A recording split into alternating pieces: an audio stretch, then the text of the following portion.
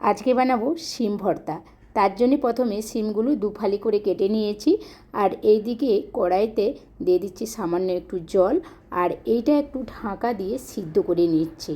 এটা হচ্ছে হালকা যখন সিদ্ধ হয়ে গেছে, এবার কিন্তু আমি একটু তেল আর 4টা কাঁচা লঙ্কা দিয়ে একটু হালকা ভাজা করে নিচ্ছি। এটা ভাজা ভাজা কিন্তু হয়েই গেছে। এবার এটা কিন্তু তুলেই নিচ্ছি। তোলা হয়ে গেলে এটা কিন্তু একটু ঠান্ডা করতে রেখে দেবো। ঠান্ডা হয়ে গেলে এটা মিক্সচারে পেস্ট করে নেবো।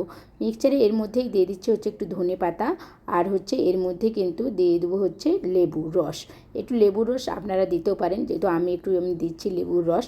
আর দেওয়ার পরে দেখুন মিক্সচারে এটা পেস্ট করে নিয়েছি। আর এইদিকে কড়াইতে দিয়ে দিচ্ছি সর্ষের তেল, আর এদিকে হচ্ছে আদা আর রসুন হচ্ছে কুচোনো। এটা একটু ভাজা করে নেবো। ভাজা ভাজা করার পর এর দিকে দিয়ে দিচ্ছি হচ্ছে শুকনো লঙ্কা, 4টা কিন্তু শুকনো লঙ্কা দিয়ে দিচ্ছি। এটাও একটু ভাজা ভাজা করে নিতে হবে। ভাজা হয়ে গেলে এর মধ্যে এবার দিয়ে দিচ্ছি পেঁয়াজ কুচোনো। পেঁয়াজটা ভাজা ভাজা হয়ে গেছে। এবার কিন্তু আমি দিয়ে দিচ্ছি সিম বাটা। সিম বাটাটা ভালো করে দিয়ে ভালো করে কিন্তু নাড়াচাড়া করে নিচ্ছি, আর যাতে এটা নিচে না বসে যায়। আর যতক্ষণ না তেল ছাড়ে ততক্ষণ এটা নাড়তেই থাকবো।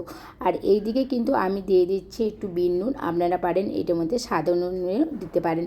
দিয়ে আরও কিন্তু আমি একটু নাড়াচাড়া করে নিচ্ছি ভালো করে যতক্ষণ না হচ্ছে। আর দেখুন এই সিম বাটা কিন্তু গরম ভাতের সাথে কিন্তু সত্যি কথা বলতে খুবই ভালো লাগে। আপনাদেরকে ভিডিওগুলো যদি ভালো লাগে লাইক কমেন্ট করে শেয়ার করে চ্যানেলটাকে সাবস্ক্রাইব করে পাশে থাকবেন আপনারা।